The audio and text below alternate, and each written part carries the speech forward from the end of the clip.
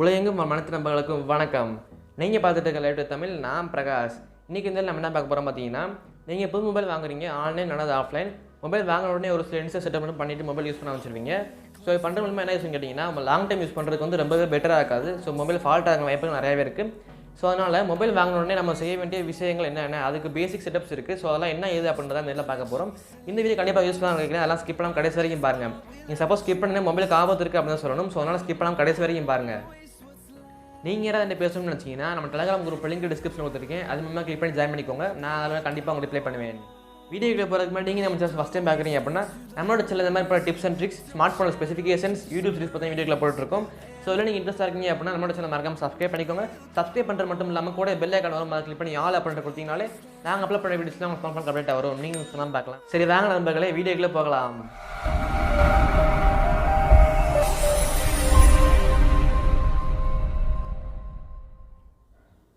வீடியோக்குள்ள போகிறதுக்கு முன்னாடி உங்களாட்டும் கொஸ்டின், நீங்கள் ரீசெண்டாக வாங்கின ஸ்மார்ட் ஃபோன் என்னது, அந்த மொபைலோட எக்ஸ்பீரியன்ஸ் எப்படி இருக்குது அப்படின்றத மறக்காம கமெண்ட்ஸ் சொல்லுங்கள். ஸோ நானும் தெரிஞ்சுக்கிறேன், மற்றவங்களும் பார்த்து தெரிஞ்சுக்கிறேன், ரொம்ப யூஸ்ஃபுல்லாக இருக்கும்.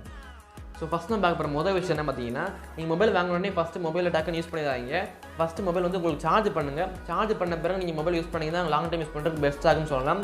ஏன்னா பெரும்பாலும் வரக்கூடிய மொபைல்ஸ் எல்லாமே 50% சார்ஜ் தான் கொடுத்துருப்பாங்க. ஒரு சில மொபைல்ஸ் வந்து 20% சார்ஜ் இருக்கலாம். ஸோ அதனால் சார்ஜ் பண்ணிட்டு மொபைல் யூஸ் பண்ணாதீங்க. சார்ஜ் பண்ணுறது வந்து உங்களுக்கு 100% சார்ஜ் நிற்கணும் அப்படின்னு சொல்ல மாட்டேன் நான். ஒரு 90% சார்ஜ் இருந்தாலே உங்களுக்கு போதுமானது தான். இப்படி சார்ஜ் பண்ணி யூஸ் பண்ணிங்கனாலே உங்களுக்கு லாங் டைம் யூஸ் பண்ணுறதுக்கு பெஸ்ட்டாக இருக்கும்னு சொல்லலாம். இரண்டாவது விஷயம் தான் கேட்டிங்கன்னா, உங்கள் மொபைலுக்கு வந்து ஃபஸ்ட் சேஃப்டி தான் முக்கியம். ஸோ ஃபோன் வந்து தவறு கீழே வந்தாலுமே உங்களுக்கு உடைக்கிற வாய்ப்புகள் நிறையாவே இருக்குது. ஸோ அதனால் ஃபஸ்ட்டு ஃபோன் சேஃப்டிக்காக மொபைலுக்கு வந்து ஒரு நல்ல பேக் கவர் வாங்கி போடுங்க. ஸோ அது மட்டும் இல்லாமல் ஃப்ரண்ட்டில் வந்து உங்களுக்கு கிளாஸ் ப்ரொடெக்ஷன் ஃபிக்ஸ் பண்ணிக்கோங்க. ஸோ அப்போனா தான் மொபைல் வந்து கீழே விழுந்தாலுமே உங்களுக்கு உடைக்கிற வாய்ப்புகள் இருக்காது. ஸோ பாதுகாத்துக்கலாம் ஃபோனை. ஸோ இப்போ நம்ம மொபைலில் சார்ஜ் பண்ணியாச்சு. ஸோ அடுத்து நம்ம செய்ய வேண்டிய மூணாவது விஷயம் தான் கேட்டிங்கன்னா, மொபைல் ஆன் பண்ணிக்கோங்க. ஆன் பண்ண பிறகு ஒரு சில ஆப்ஷன்ஸ் கேட்கும். ஸோ அதெல்லாம் உங்களுக்கு தேவைப்பட்டு அலோவ் பண்ணிக்கோங்க.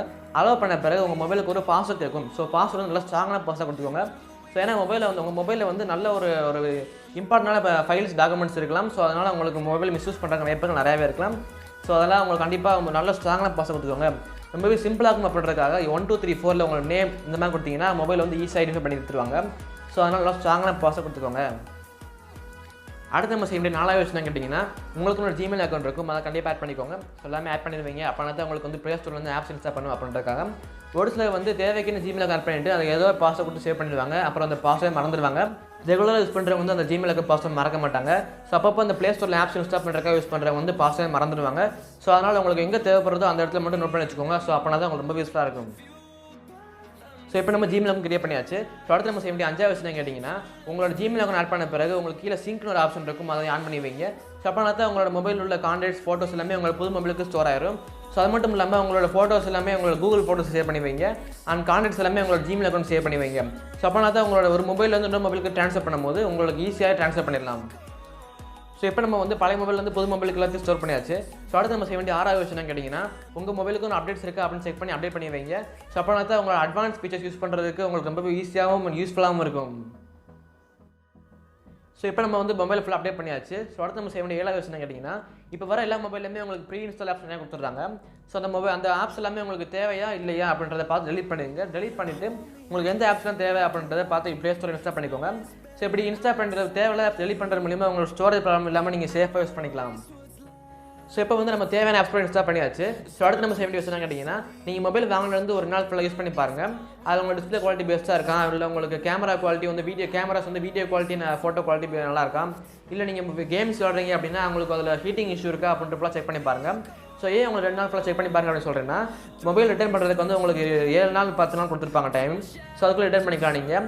இல்லை ரிட்டர்ன் பண்ணுறதுக்கு இல்லை ப்ராப்ளம்லாம் இல்லை, நல்லா பெஸ்ட்டாக இருக்குது அப்படின்னா அந்த மொபைலை நீங்கள் பே பண்ணி யூஸ் பண்ண ஆரம்பிச்சிடலாம். ஸோ இப்போ நம்ம மொபைல் ஃபுல்லாக செக் பண்ணியாச்சு, அதில் எந்த ப்ராப்ளமும் இல்லை, தாராளமாக யூஸ் பண்ண ஆரம்பிச்சிடலாம். அடுத்த நம்ம செய்ய 2 விஷயங்கள் இருக்குது. ஸோ என்னென்னு கேட்டிங்கன்னா, உங்கள் மொபைலுக்கு சர்வீஸ் சென்டர் எங்கே இருக்குன்னு தெரிஞ்சு வச்சுக்கோங்க. ஸோ அப்போ அந்த மொபைல் ப்ராப்ளம் இருந்துச்சுன்னா நீங்கள் சர்வீஸ் சென்டர் போய் சர்வீஸ் பண்ணிக்கலாம். ரொம்ப யூஸ்ஃபுல்லாக இருக்கும். நீங்கள் இப்போ ப்ராப்ளம் வந்த பிறகு சர்வீஸ் சென்டர் தேடி அலைய வேண்டியதாக இருக்கும். ஸோ அதனால் சர்வீஸ் சென்டர் எங்கே இருக்குன்னு முதல்ல தெரிஞ்சு வச்சுக்கோங்க, உங்களுக்கு ரொம்ப யூஸ்ஃபுல்லாக இருக்கும். ஸோ அடுத்த நம்ம சொன்ன கடைசி விஷயம் கேட்டிங்கன்னா, உங்கள் மொபைலுக்கு ஒரு IMEI நம்பர் இருக்கும். ஸோ அதை என்ன அப்படின்னு நோட் பண்ணி வச்சுக்கோங்க. அந்த IMEI நம்பர் மூலிமா இப்போ உங்களுக்கு யூஸ்ஃபுல்லாக இருக்காது. உங்கள் மொபைல் வந்து எப்போ மிஸ் ஆகுது அப்போ தான் அந்த IMEI நம்பர் வந்து யூஸ்ஃபுல்லாக இருக்கும். நிறைய பேர் வந்து ஃபோன் மிஸ் பண்ண பிறகு IMEI நம்பர் எங்கே இருக்குது அப்படின்ட்டு கண்டுபிடிக்க ஆரம்பிக்கிறாங்க. அந்த மாதிரி இனிமேட் யாரும் இருக்காங்க. உங்கள் மொபைல் வாங்கின உடனே ஃபஸ்ட்டு IMEI நம்பர் என்னது அப்படின்னு நோட் பண்ணி வச்சுக்கோங்க, ரொம்ப யூஸ்ஃபுல்லாக இருக்கும்.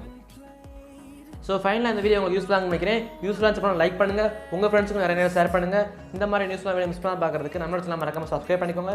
சப்ஸ்கிரைப் பண்ணுறது மட்டும் இல்லாமல் கூட பெல் ஐக்கான் வரும், அதை கிளிக் பண்ணி ஆல் அப்டேட் கொடுத்தனாலே நாங்கள் அப்லோட் பண்ண வீடியோஸ் தான் உங்களுக்கு கான்ஃபிடன்ட் அப்டேட்டாக வரும். மீண்டும் இதே மாதிரி யூஸ்ஃபுல்லாக வீடியோ அடுத்து சந்திக்கிறேன். அது வரைக்கும் நன்றி.